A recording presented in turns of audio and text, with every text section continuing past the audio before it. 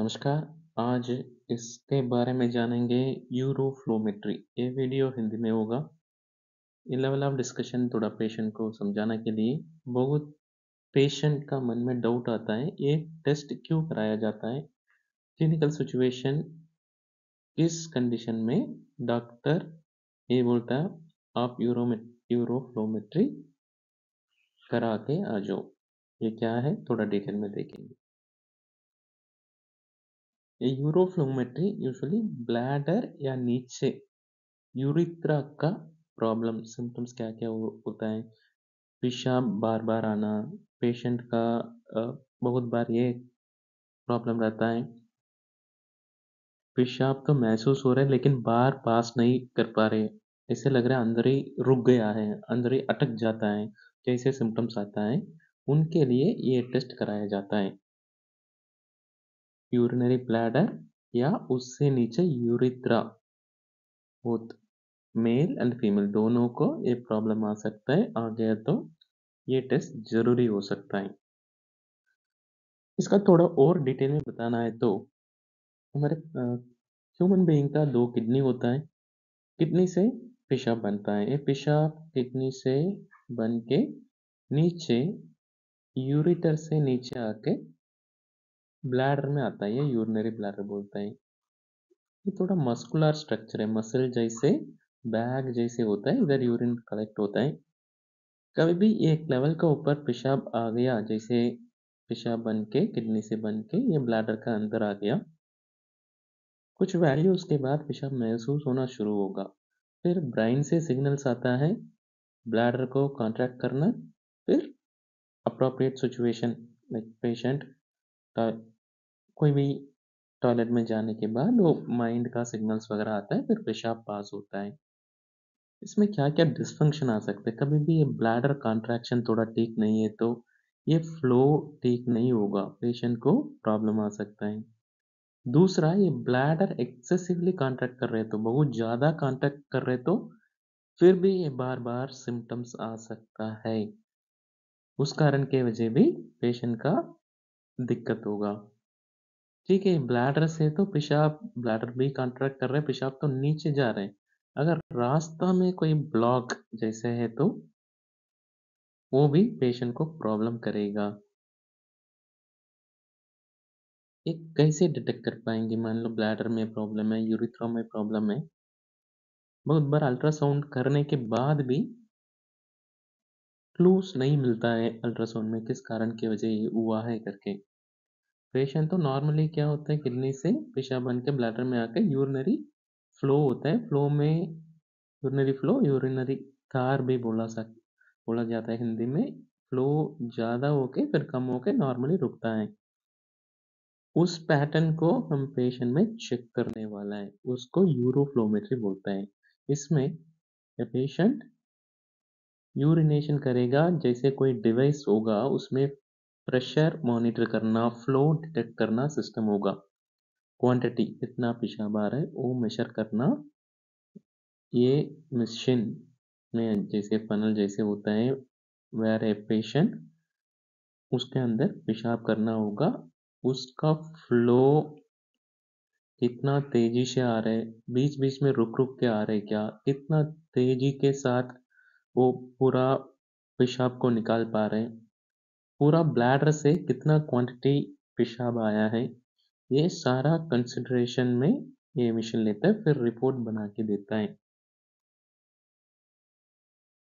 अगर मान लो किसी को ब्लैडर का नीचे बहुत बार 60 साल के ऊपर प्रोस्टेट या गदूद बोलता है, इसका प्रॉब्लम बहुत कॉमन है। अगर ये यूरिथ्रा में जैसे गदूद के वजह ब्लॉक हो रहे तो ये पेशाब थोड़ा रुक-रुक के आ सकता है, ये फ्लो नहीं होगा।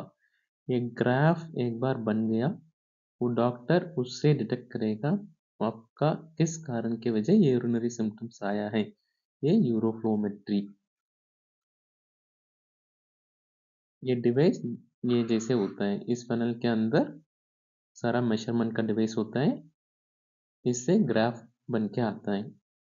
फिर क्लिनिकली बहुत बार पेशेंट ये पूछा जाता है, इससे कुछ दर्द होगा क्या? नहीं, इससे कोई दर्द वगैरह नहीं होता है। नॉर्मली टॉयलेट में जैसे यूरिनेशन होता है, जैसे ही सिंपल प्रोसीजर है, सिर्फ एक डिवाइस के अंदर यूरिनेशन करना पड़ता है। कोई डिवाइस ऊपर लगाया जाता है, कोई भी डिवाइस नहीं लगाया जाता है। ये नॉन इन्वेसिव बोलते हैं। नॉन इन्वेसिव मतलब कोई भी इंस्ट्रूमेंट आपका अंदर नहीं आएगा, सिर्फ पेशाब करना है इसके अंदर। ये सिंपल सा प्रोसीजर है।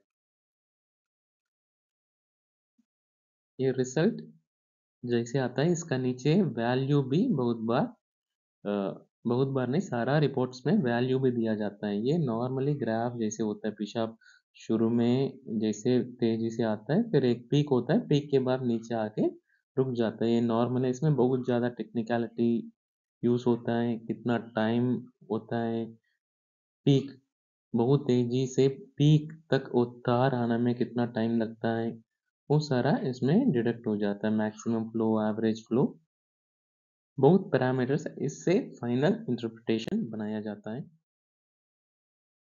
एंड ये यूरोफ्लोमेट्री से कॉमनली क्या क्या प्रॉब्लम डिटेक्ट हो जाता है। कोई भी ब्लैडर का, यूरिनरी ब्लैडर का ऑब्स्ट्रक्शन, या ब्लैडर अच्छा से कॉन्ट्रैक्ट नहीं हो रहे तो ब्लैडर आउटलेट ऑब्स्ट्रक्शन बोला जाता है। इसका बहुत कारण होता है, मोस्ट कॉमन होगा दूध का प्रॉब्लम मेल्स में।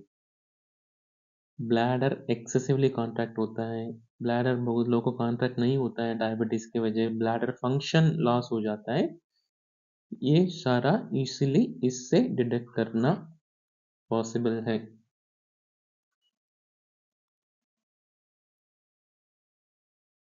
एंड यूरोफ्लोमेट्री से सारा पेशाब रिलेटेड प्रॉब्लम डिटेक्ट हो जाता है क्या? No, it is a preliminary test. Preliminary मतलब ठीक है, ये प्रॉब्लम हो सकता है करके। यूजुअली 60 साल के ऊपर किसी को भी सिम्टम के साथ, पेशेंट का क्या दिक्कत था उसके साथ वैल्यूज मैच हो गया तो इजीली डायग्नोसिस बन जाता है। लेकिन ये स्क्रीनिंग टेस्ट है। ये स्क्रीनिंग मतलब शुरू में ब्लैडर यूरिथ्रा का प्रॉब्लम के वजह से कोई भी पेशेंट का डिसफंक्शन हमको स्क्रीनिंग, ठीक है, ये प्रॉब्लम हो सकता है करके पता चल जाता है। एंड यूरोफ्लोमेट्री का ग्राफ का डिस्कशन इन डिटेल हिंदी में, सॉरी इंग्लिश में, ऑलरेडी एक वीडियो चैनल में है। उसमें टेक्निकल रिलेटेड डिस्क्रिप्शन दे रखा है। कोई मेडिको कोई भी मेडिको और टेक्निकलिटी रिलेटेड स्टफ अंडरस्टैंड करना चाहता है तो वो वीडियो देख सकते हैं, लिंक डिस्क्रिप्शन में होगा। ये यूरोफ्लोमेट्री का बेसिक जानकारी दे दिया।